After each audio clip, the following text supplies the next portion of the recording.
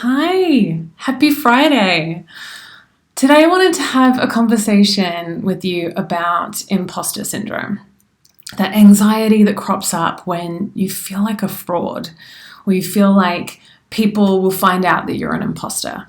And for me, it feels like crippling self-doubt. And the first thing is that it's incredibly common. I hear about it most in relation to people being able to claim that they're a singer or that they sing. And it's a similar story for other artistic pursuits. So writers who tell people that they dabble when they're actually writing a novel or a short story. Artists who keep their art a secret so that there's no expectations. Creatives who want to own what it is that they do, but hesitate when it comes to telling someone or putting it in their social media bio. So it appears as this downplaying of what we're capable of, or feeling scared to put our ideas, viewpoints, self-expression out there in fear of rejection and the fear of being told that we're wrong or not enough or unqualified. And I definitely felt this as a singing teacher, and it didn't seem to shift no matter how much training I did. So no matter how many people's voices I helped to transform, it lingered. I was always terrified when uploading training videos to YouTube. I was worried of, there would be trolls who would be like, that's not the right way, this is the right way, which, by the way, happens. And with singing technique, there is no one right way, and the right way is constantly changing because we're discovering new ways about how the voice works. But I also remember feeling the same way when I wrote and released my book and my songs. And I kind of assumed that once I'd done those things, once I'd become the type of person who did those things, once I could fully claim that I was indeed an author or I was a songwriter or an artist, that it would magically go away. This feeling, this pit in the pit of my stomach would magically go away because I assumed it was connected to my level of skill or experience. And sometimes, don't get me wrong, sometimes it is. Sometimes imposter syndrome is useful because you are out of your depth or you're being shown your blind spots and you do need more knowledge or experience in something. But when you have that, and your ability is being reflected back to you in a number of ways, and yet you still feel like a fraud, what then? How do we move through this? How can we be free of this? Because it is so limiting. You feel so constricted or restricted by it. And it hit me the other day. The reason I've been thinking about this is that it hit me the other day that I haven't felt imposter syndrome at all for months and months now. Ever since I fully owned who it is that I am, what my gifts and my passions are and aren't, and how I want to serve in the world.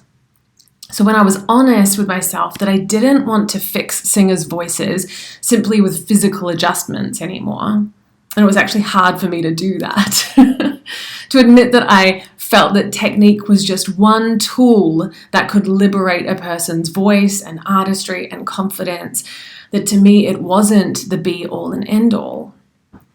Like I used to feel like an outsider because so many singing teachers were knee-deep in scientific research and were creating entire schools of thought with their own language and what happens physically in the body, how the chords behave, how we create air pressure in our lungs, formants and resonance and tongue positions. And while I found the results of that fascinating and very useful, I was always more interested in what created them in a human way. So I've always been interested in things like how anxiety shows up in the body and then limits us physically when we perform. How the voice responds to the fact that we preempt a hard note, which means that we're not present for the ones that come before it. And the way that we create tension by simply singing in a space where we're worried that we'll be heard or judged. So the fact that I felt so differently to many people in my industry always made me self-conscious. It made me feel like I didn't belong. Whereas now it makes me excited. I feel proud to be starting and having these kinds of conversations with you guys. But back then, I was battling a lot of imposter syndrome, which leads me to my point here.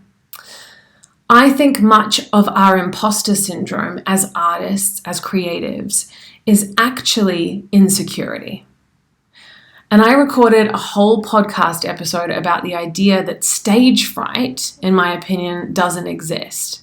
Because that too is insecurity, just with a slightly different flavor. And I've linked to that episode if you would like to give that a listen. So stage fright and imposter syndrome come down to this fear of being perceived as not enough. And unfortunately, we take that as a sign that we need to change, usually that we need to work harder to overcome it. We very rarely will recognize that it's often an invitation to accept ourselves more, to embrace what makes us different, what makes us unique, what is calling to us specifically. All I wanted to do, I used to want to liberate people's voices. That was my thing, right? And now I'm more interested in liberating people from voices, the stories and the beliefs that create this insecurity. In fact, that's always what I've been interested in most. I just didn't know it or accept it fully, step into it fully. The answer to that, what do we do about this insecurity, is not found in putting a camera down someone's throat, if I'm using singers as an example. It's found in deep conversation in safe spaces. It's found in repairing our disconnected relationship with our bodies.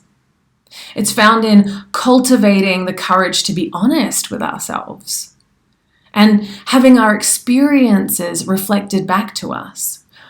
It's found in having someone recognize and highlight our gifts to us, as well as acknowledge what we went through that has been playing on loop in our heads, holding our minds and our bodies captive, fueling this doubt, this fear. And that's why I create these spaces for this now.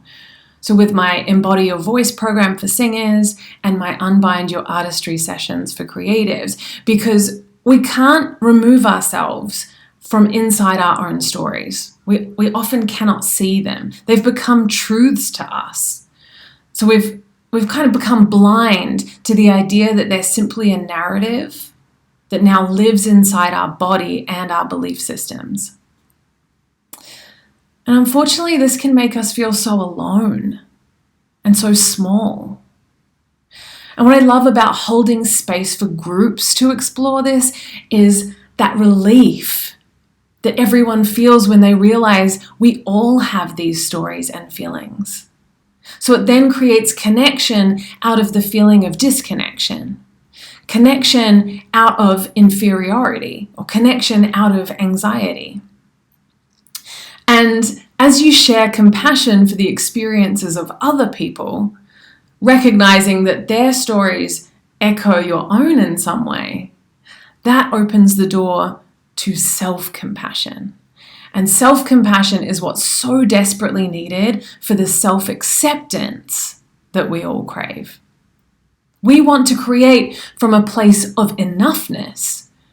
We don't want to put our worth in the hands of getting it perfect, in the hands of other people's opinions and validation.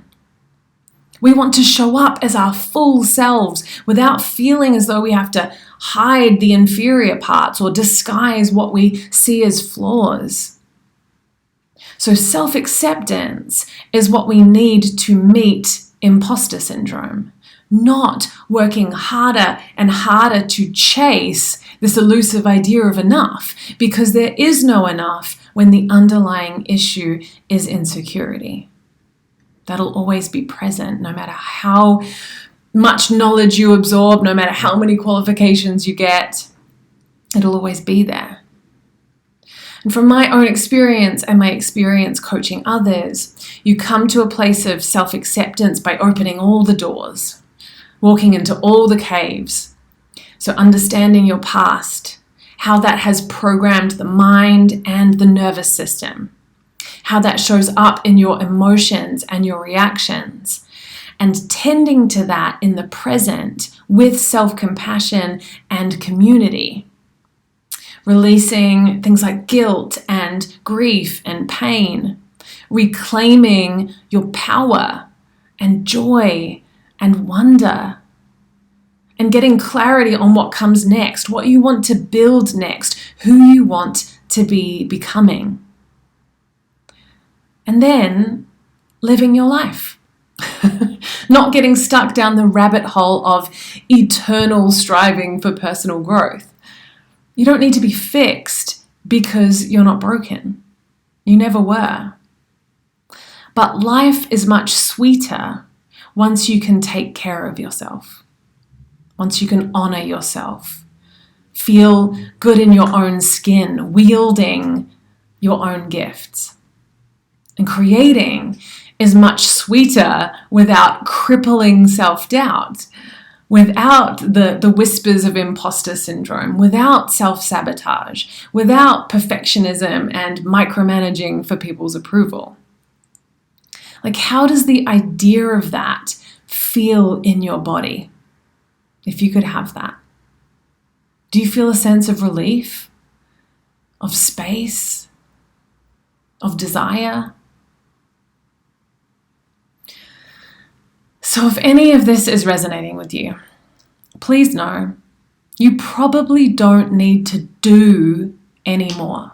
You don't need to work any harder, because what you're looking for doesn't lie out there. It's in here and it's in here. Right? And if you'd like someone to guide you through this process, you always have a standing invitation from me. Always. If you're a singer, the doors to my Embody Your Voice program are currently open. We get started in a couple of weeks. And if you're a creative in another capacity, an artist, writer, poet, photographer, musician, dancer, you can add your name to the waitlist for my Unbind Your Artistry sessions. And I've got both links below. But my hope is that after watching this, you don't beat yourself up for feeling like an imposter, for having those reactions, those emotional responses.